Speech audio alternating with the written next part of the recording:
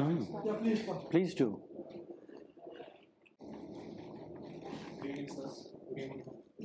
Good evening. You are Vishnu Sasikumar? Yes.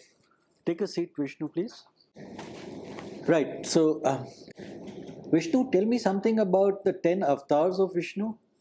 Sir, the first avatar was fish, the fish avatar, Matsya avatar. The second one was the Kuruma avatar, the turtle. The third one was the Varaha avatar, the boar. The fourth one, sir, I'm not able to recollect. I'm not able to recollect in order. Then we have Balaram, who was the brother of Lord Krishna. Then we have Narasimha avatar.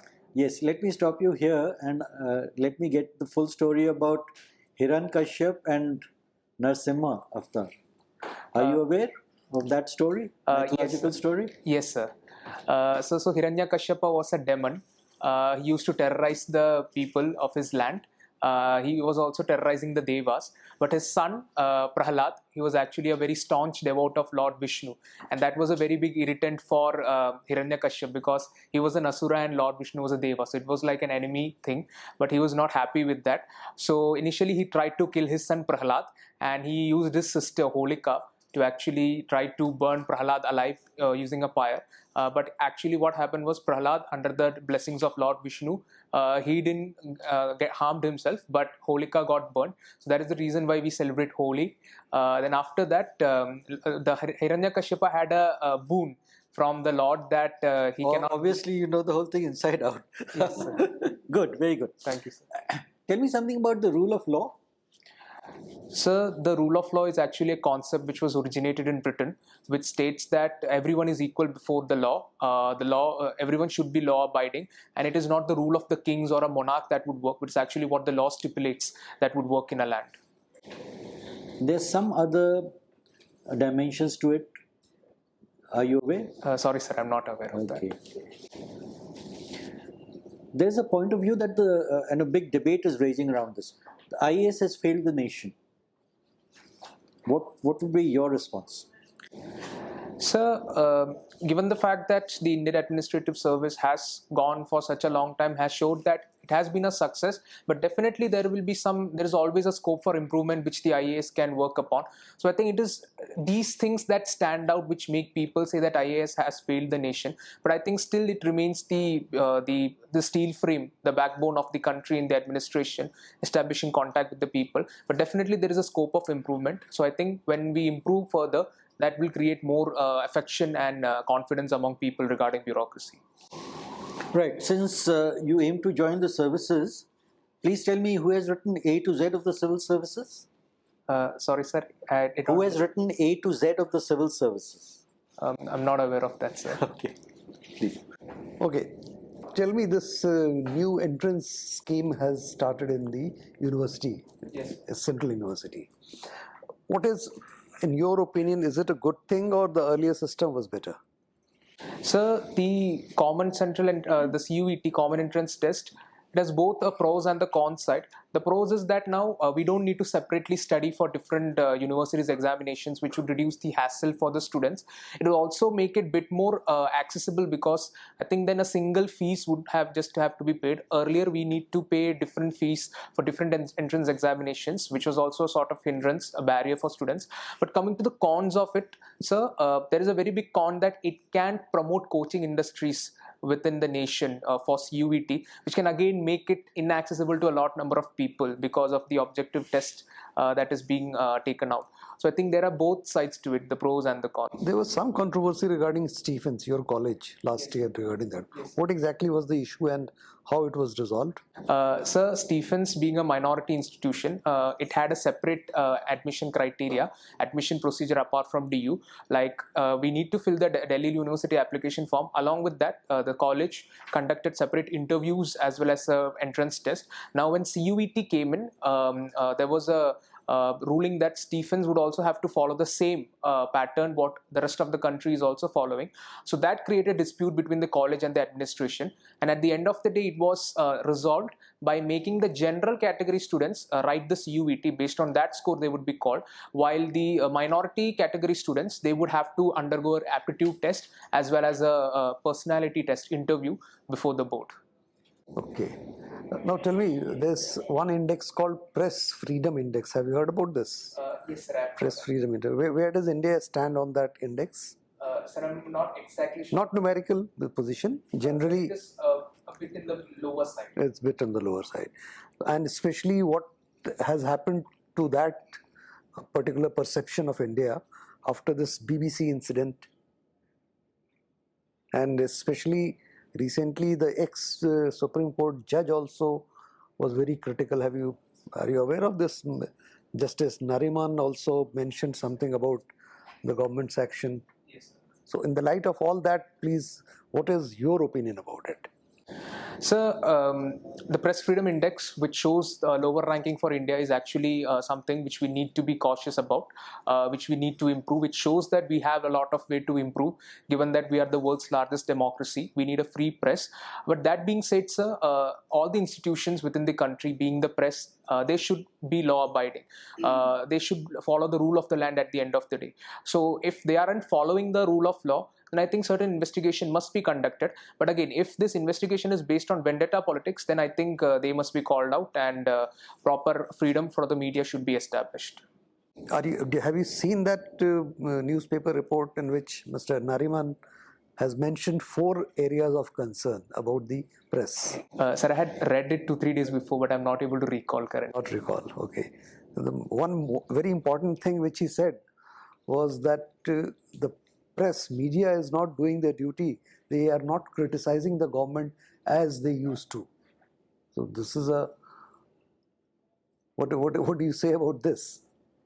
Sir, as the justice himself pointed out, that the media is the 4th pillar and it should reflect the truth that in the society, and it should always be there to criticize the government.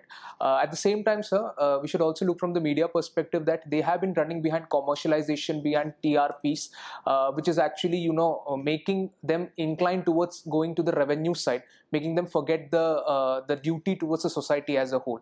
So I think if the media is also made aware, if there is a committee formed, if we have a consultation with the media person themselves, like what are they supposed to do, and if there is an assurance that the media would be self-regulated, then I think the situation of media within the country can be improved. Recently, we saw one retired Chief Justice who was a chairperson of the press trust. I'm not able to recollect the body's name. The committee actually fined the media for actually airing out wrong news, communal hatred news. So I think if such regulations come in place, then definitely media can improve upon its performance. Okay, my last question. Road accidents cause maximum number of deaths. Yes. Murder and other things are way below the casualty which one gets through the road accidents. So suppose you are made the road minister of road transport and highways. So what all steps do you think you will take so that this problem is minimized? So firstly, looking from the pedestrian perspective, I would like to build some foot-over bridges which actually make it easier for the commute of the pedestrians, because many times we see a lot of pedestrians. Just give me the points. Yes, sir. Don't Bridges for pedestrians. Then, sir, secondly, I think ABS should be made compulsory in many vehicles. The government has also done that, I think. Airbag should also be compulsory, sir. Then I think installation of cameras at certain hotspots where accidents are happening, certain tri-junctions, would be something where we can ensure that the speed is within the limit. Then I think, sir, most importantly, the response team should also be developed. I think we can save a lot of life by ensuring that the relief and the response is conducted as soon as the accidents are happening. So I think in those spots, we can create a relief response hub, ambulances, etc., which can actually give first aid to the person who is injured, so that while they are getting to the hospital, it can actually save the life. Anything else? So currently not able to think. The roads, the roadworthiness of vehicles, the person who is driving, his mental state, mental, physical, intoxicated, not. Yes, sir. I think that also, yes, sir, needs to be looked at. The driver, there should be. Thank you. Vishnu, welcome. Since you have done the other extracurricular activities, publish articles on international relations through think tanks. What is that?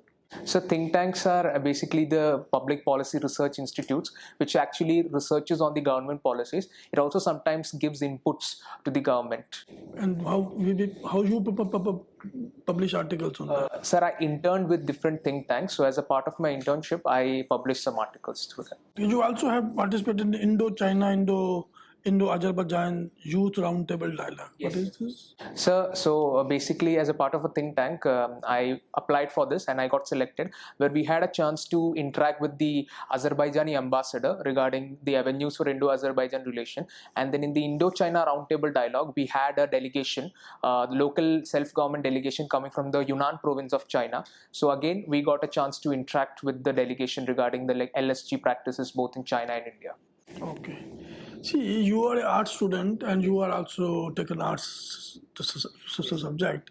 Now we are interviewing the people like you, and see, mostly engineering background people comes. They spend 5-6 years in engineering, PE, even M.Tech and all, and then they appear in civil service by taking arts subject. Whereas art students are very few. The person who has studied a subject for 3 years or 5 years with post graduation, and they don't succeed at the civil services. What is the reason? So I think one reason would be in the traditional mindset, arts, we have a very few arts takers right at the graduation level compared to the engineering and the science background people. So a larger base effect is there. So there is a larger pool of engineering graduates who will be applying compared to a lesser pool of arts graduates. Getting admission in Delhi University, you need marks in upward of 92, 93, 4%. Yes. And there are such a bright young people there. Yes. But when it comes to civil services, why they are not able to crack that as much as the engineers do? So I think one factor would be the relatively low number would be because less number of people would be applying, given that there might be other avenues or other areas where they would be interested in. For example, in my college itself, many of my peers, they were actually interested in doing MA, PhD in India or abroad universities. Many of them were interested in doing the research activities. So I think as the avenue has increased for people, the art students, they're also getting diverted to such avenues within the grad. I suppose you make through this exam and your college calls you to give a lecture to young art students to motivate them to take this as a career because they are better equipped than any other category of students. So how you will motivate them? Sir, I'll basically tell my story, my experience. How was it? I'll tell that we have some sort of an advantage given that the subjects in the examination is what we have studied since the graduation as well as in the 11th and 12th. So I think that would give some sort of and confidence in them. And secondly, sir, I think we should disperse the myth around the UPSC that it's an unbreakable examination. It's so breaking that myth and ensuring that the students are putting in the efforts in the right direction, along with giving them the confidence that they can crack it given that they have the base already set. That will be the strategy that I'd be using to motivate the students from the arts background if I'm given an You can also say that engineers with studying only 4 months, they can qualify. Why can't you? Yes. Okay, good. See, recently we had news that India is not one of the India is the most populated country of the world. Yes. Now, how do you take it? See, a few years back, we were all talking of family planning. Yes. Now, last 10-15 years, we don't talk of family planning. Yes. So that policy was wrong. Now we talk of demographic dividend. Yes. So how we are changing the narrative, and how do you feel it is the being most populated country is plus point or negative point for us? Sir, it has its both plus and minus. The positive fact is, given that we are the youngest population around the world, we have a very good demography which we can reap if they are skilled. And secondly, sir, given that our population is a very big population, we form the largest market which no country can ignore. So I think these are two positives that rising population offers us. And thirdly, sir, the demand would also rise in the economy. So the economic growth can also be channeled if there is sufficient skilling and employment for the people. At the same time, sir, when we look at the negatives of the population, being the largest country, so I think the burden on the government in a way would increase, because if there is more population falling below the poverty line, then I think that would be very high burden on the government exchequer through subsidies. Then I think, sir, we can also see a lot of unplanned urbanization that can happen due to population explosion, food scarcity, then land pressure, water pressure, resource pressure, etc. So I think there are both positives and negatives to this population being the largest, most populous country of the world. Okay, thank you. Thank you, sir.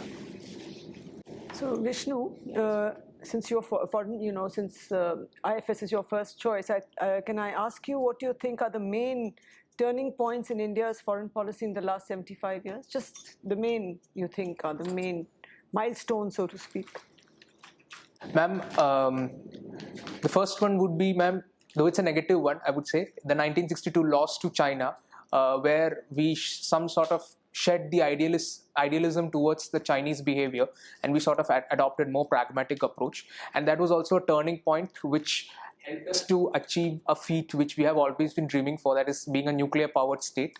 So second one would be, ma'am, the 1991 liberalization LPG policies, because that has actually helped us to grow as an economic power, and given the economic capabilities that we have, we are considered as a great power within the world politics. Third one would be, ma'am, the 1998 nuclear tests, which we openly declared as a nuclear power to the globe very proudly. I think that would be one milestone of the foreign policy. And then, ma'am, I think the 2018, if I'm not wrong, the surgical strike as well as the Balakot strike, both in Pakistan as well as in Myanmar, which showed that we are ready to use hard power if our national interest is also hampered. Non-alignment? Yes, ma'am. Non-alignment was also a milestone because it gave us a global stature and a That was how we started out. And today, what is our foreign policy approach? Ma'am, I think it would be of multi-alignment, interest-based alignment. With the national interest that is aligning with us, we align with that particular partner. And you could mention the nuclear deal with the US. Yes. That was also a turning point in our stature in the world and our, pivot, say, to the US and the West. So, and it helped. 71 war. And 71 war, when we were more towards towards Russia, Soviet Union. So all these points could be sort of included in your answer. Role of media in foreign policy and international relations. Do you think it has any role? Yes, ma'am. Media has a very big role to play in international relations. I think when we look traditionally back, media has been one source of information for the governments around the globe to actually get to know what is the current state within that country. So, for example, I can think of Cold War, where Gorbachev used to, where President Kennedy used to listen to the radio broadcast of the Soviets in order to understand what was the current mood, what is the current policy that the Soviets are pursuing with respect to US. So I think media has played quite an important role right from the historical perspective, if we see. Currently also, ma'am, I think media exchanges are something, media is also a source of information between two countries, and the role of media is just going to increase given that we have social media also coming up. And what about the war of narratives that goes on? Yes, ma'am. We see war of narratives also, as you said. For example, the ISI, they are very much engaged in information warfare against India on the Kashmir issue. At the same time, so we are also countering that through various information warfare itself. So I think media is becoming a very important tool for diplomacy between two nations. And it's an important element in any country's projection. Yes. Of its strengths, of its status in the world affairs. Just my one last question on your articles that you have published. On what subjects have you published articles? Ma'am, so basically I published one article on globalization, the COVID and the future of globalization. Then I published one article on how the West is actually strengthening China by placing sanctions on countries like Russia and Iran, is actually pushing them closer to the Chinese axis, which is actually indirectly strengthening them.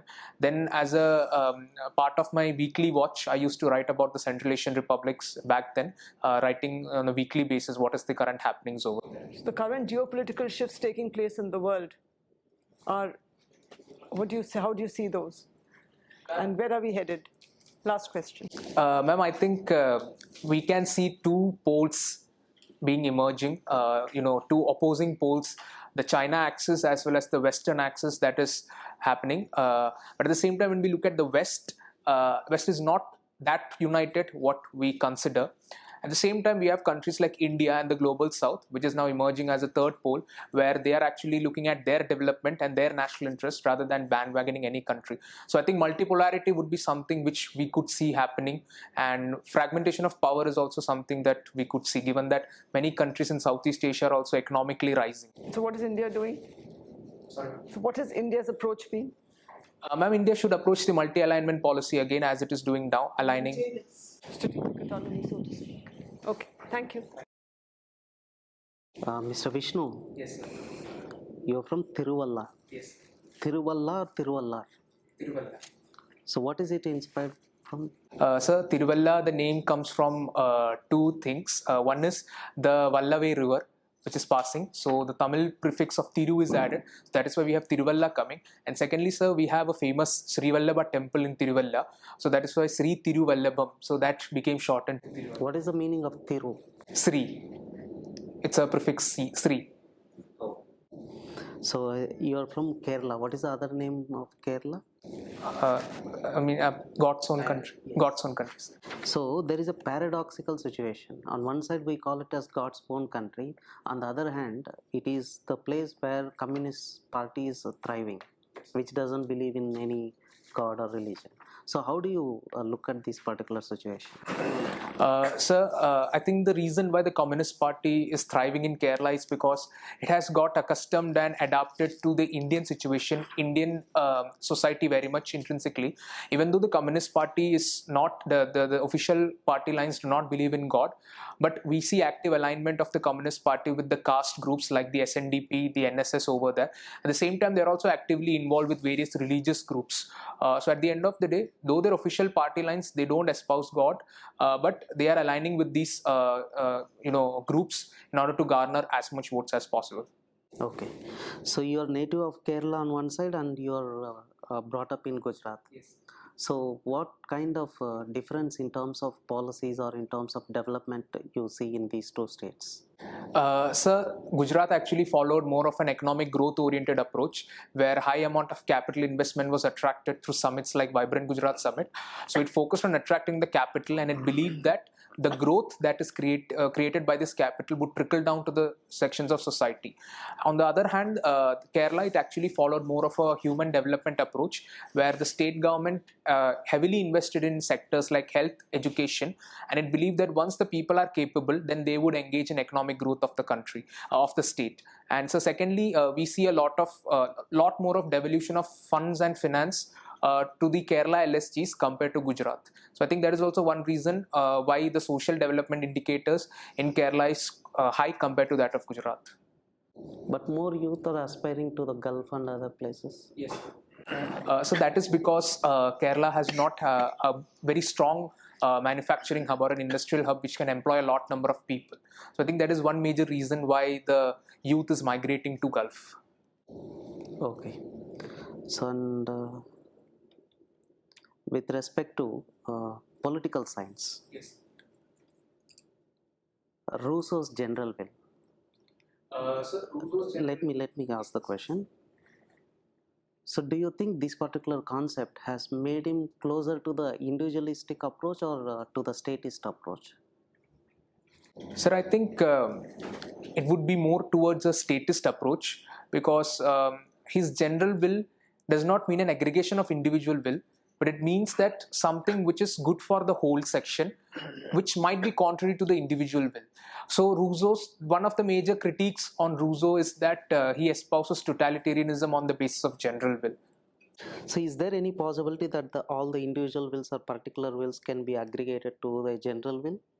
So if the individual wills, if they are in the best interest of all the society, then Rousseau said that can be a part of general. Is there any model where we can aggregate them? Like, is it voting can reflect the individual will's summation?